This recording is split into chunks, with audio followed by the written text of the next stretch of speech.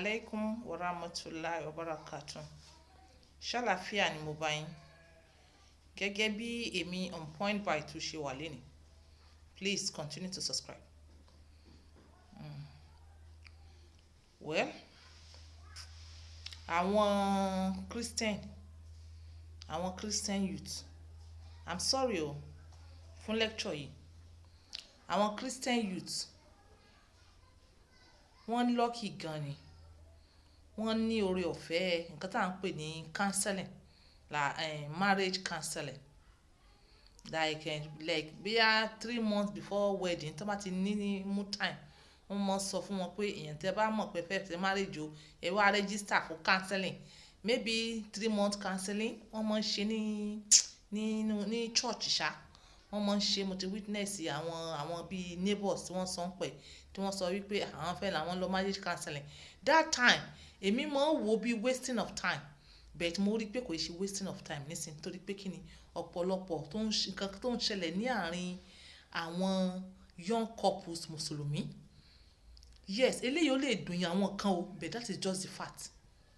Ṣé ẹni tí wọ́n bá lọ ṣe counseling yẹn láwọn Kristẹni yẹn, wọ́n á kọ́ wọn ní blood group, wọ́n á kọ́ wọn ní genotype, wọ́n á ní kí wọ́n ṣe HIV test, wọ́n á tún wá kọ́ wọn ní ìbálòpọ̀ lọ́kọláya, the do's and don'ts nínú marriage wọ́n á kọ́ wọn.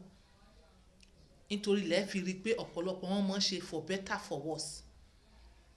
But the reverse in the case ní títí mùsùlùmí ní ọjọ́ nìkáì, bóyá tí wọ́n bá ṣẹ̀ṣẹ̀ bóyá àwọn kan o, àwọn gúrùpù kan o tí wọ́n bá ṣẹ̀ṣẹ̀ ń ṣe irú counseling yẹn o, I don't know, but irú counseling yẹn kò wọ́pọ̀. Tẹ́yìn kan bá ń ṣe kò wọ́pọ̀ ṣáṣáṣáṣá.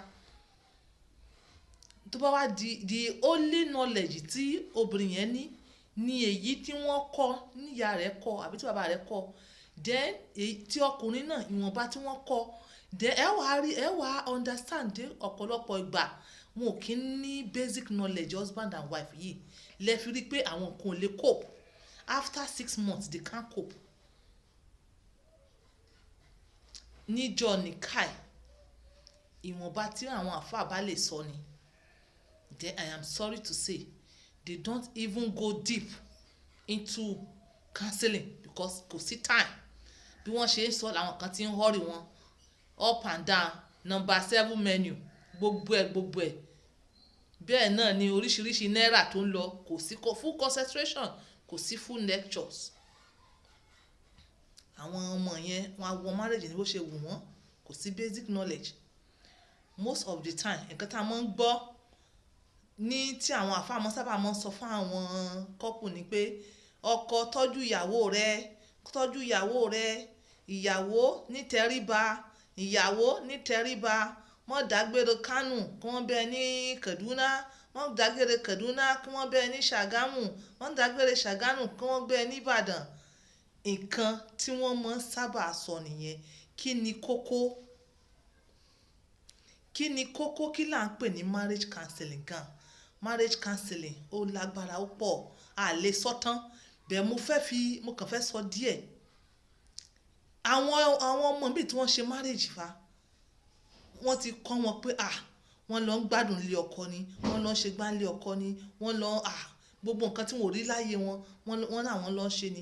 In fact àwọn kan ti máa ń wo nǹkan tá à ń pè ní fíìmù tí wọ́n máa ń wò tí wọ́n máa ń bára wọn sùn yìí, àwọn kan ti ń wò láti kọ́ oríṣiríṣi style.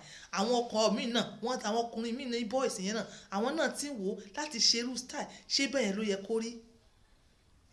Kò yẹ kí àwọn Islam scholars, ṣóyè yín, kò yẹ kẹ́ ẹ fún wọn ní àyè láti máa rí bí wo irú àwọn fíìmù báyìí. Tó bá jẹ́ pé ẹ ti ń fún wọn ní basic knowledge tí ẹ farapamọ́ tẹ́ ń sọ gbogbo ẹ̀, bẹ́ẹ̀ tí ẹ sọ tán at least 80%. Nílẹ̀ ní kí ọkọ kó máa bá ìyàwó rẹ̀ sọ nǹkan tó yẹ kó sọ, kí ìyàwó náà máa sọ fún ọkọ pé nǹkan báyìí tí ò dẹ̀ yẹ kó rí bẹ́ẹ̀. Ọmọ kékeré tí wọ́n ṣẹ̀ṣẹ̀ fẹ́ kó máa sọ wípé bí irú fídíò tí mo ṣe ń jọ yẹn ọkọ òun ò ṣe fún dáadáa. Kí ló mọ̀ bẹ́ẹ̀? Nítorí pé kò sí basic knowledge. àwọn fíìmù tó ń wò yẹn òun ló fi lè sọ wípé ọkọ òun ò ṣe fún dáadáa, nítorí gbogbo fíìmù tí wọ́n wò tó yẹ pé ṣíṣe ni wọ́n repeat tí wọ́n jọ ẹ̀ sínú fídíò yọkan. tá a bá sọ wípé ọkọ ò ṣe dáadáa, ṣé bíi pé ká ẹ ṣe 100 hours ni, ṣé bíi pé ká ẹ ṣe 20 minutes ni? ọkọ ò ṣe fún ẹ dáadáa kò ṣe nǹkan tí wọ́n mì nìyẹn. knowledge tó yẹ kí wọ́n wá fún àwọn ọkùnrin ẹ̀yìn yẹn ní knowledge pé kí obìnrin kan làálẹ̀ tó bá ti dá tiẹ̀ kó kúrò ń bẹ̀. ṣé knowledge nìyẹn? knowledge ò ní pé túláàsì ni kó múnú ìyàwó rẹ dùn, nǹkan tó bá mú ẹ kínú rẹ dùn túláàsì náà ni kínú ìyàwó rẹ náà dùn.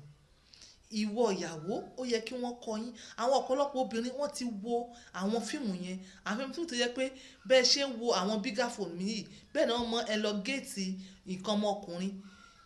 ṣé gbogbo nǹkan ọmọkùnrin tá à ń rí gbogbo wọn ló tóbi ni? tá a bá kó ọkùnrin 100 jọ àti rí ọkùnrin kan tí ó yí nǹkan ọmọkùnrin yẹn tóbi wàá rìn jìnnà. ọ̀pọ̀lọpọ̀ ọkùnrin sáìzì kankan náà ni wọ́n ní. báwo ló ṣe lè lo tiẹ̀? ìwọ ọkọ ìyàwó tó ẹ̀ṣẹ̀ níyàwó báwo ló ṣe ń lo tiẹ̀? ìwọ ìyàwó náà ṣé wọ́n ní kó tóbi ní kókó ni? kó tóbi kọ́ ni kókó ni pé báwo lẹ ṣe ń lò ó. bó bá tóbi jù náà banza ni, nítorí pé kí ni kò ní rí bí rotate bí tó yẹ kó rotate. bí nǹkan bá tóbi jù tó le jù náà wàhálà náà kọ́ ni. gbogbo ẹ̀wọ̀n tún wọ̀n sí ni, kìí ṣe gbangba bó bá gbangba jù tó bá rí ibi lò kí ni kókó. wọ́n ní kẹ́ ẹ nífẹ̀ẹ́ ara yín, ara basic knowledge tí wọ́n fún wọn náà ni pé wọ́n ní kẹ́ ẹ nífẹ̀ẹ́ obìnrin, ẹ nífẹ̀ẹ́ obìnrin dọjọ́ alẹ́. kò kí n ṣe pé kó ju obìnrin díẹ̀díẹ̀ kó fi kalẹ̀ kó lọ́pọ̀ ti tán. ìyàwó rẹ ti bímọ ẹyọ kan ó ti bímọ méjì ọmú rẹ ó ti wálẹ̀ díẹ̀, ṣé yẹn ni kó fi kalẹ̀ lẹ̀ ni? kò sí basic knowledge. basic knowledge ló yẹ kí wọ́n fún wọn pé ìwọ obìnrin tó bá ṣe díẹ̀ ò ní rí báyìí mọ́, ìwọ ọkùnrin tó bá ṣe díẹ̀ wọ́n náà ò ní rí báyìí mọ́. ẹ wàá nífẹ̀ẹ́ ara yín, ẹ wàá mọ̀ fi ti tẹ́lẹ̀ ẹ mọ̀ fi wo wájú. kò kí n ṣe pé obìnrin ti mú bí wọn ọmọ ẹyọ kan the next thing ni pé kó sọ́lẹ̀ kó lọ fẹ́ lómi. o tí ì jẹ́ ti lé tán èwo làbúrò sí wàhálà.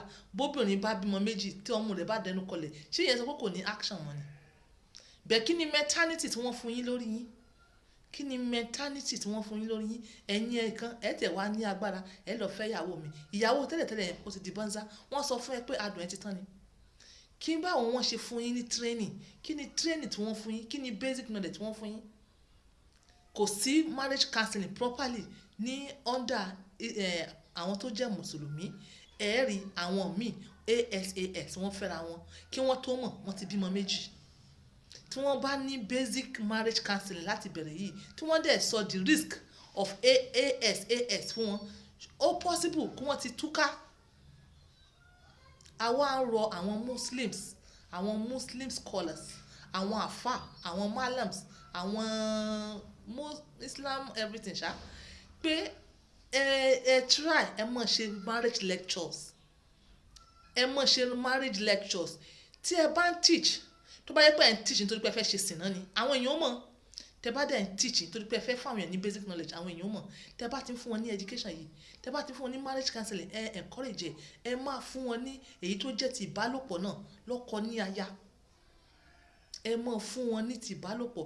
ìwọ obìnrin kò í ṣe pé kò kàn wá lé ọkọ kò kàn sọ pé ò lálẹ̀. wọ́n ti sọ yìí pé obìnrin ò ní problem kóbìnrin kan gbẹ̀yìn lélẹ̀ tá a sọ fún ẹ bẹ́ẹ̀ tó bá yá ṣé kò ní sú ọkọ? tó bá yá ó máa sú ọkọ. mi ì fẹ́ kí ọ̀rọ̀ mi ju báyìí lọ, ọ̀rọ̀ ti ń pọ̀ jù. ó ní pé ẹ fún àwọn young people yìí ẹ fún wọn ní marriage counseling. ẹ sọ fún wọn pé bí èní ṣe rí ọ̀la lè mọ̀ rí bẹ́ẹ̀. dẹ́ kí n tó lọ kí n tó fi kún aṣọ fífọ̀ ọkọ kò kí ń ṣe duty ìyàwó, it is a choice. ìwọ obìnrin tó bá choose láti ṣe àlùbáríkà ló máa fi rí gbà. kódà àwọn ọmọ ẹ máa ní àlùbáríkà ju bó ṣe yẹ lọ. ìwọ obìnrin tó bá ní àkókò àtàsìkò tí ò ṣe gbogbo tó dẹ̀ wá jẹ́ pé ọkọ rẹ ọkọ alálùbáríkà ni, ọkọ tó níbẹ̀rù Ọlọ́run ni, ó dẹ̀ ní àsìkò láti mọ bá a fọṣọ ó wá fọ́. kò í ṣe duty rẹ tábánikà wò bò tó yẹ àmọ́ àlùbáríkà ló máa jẹ́ fún ẹ.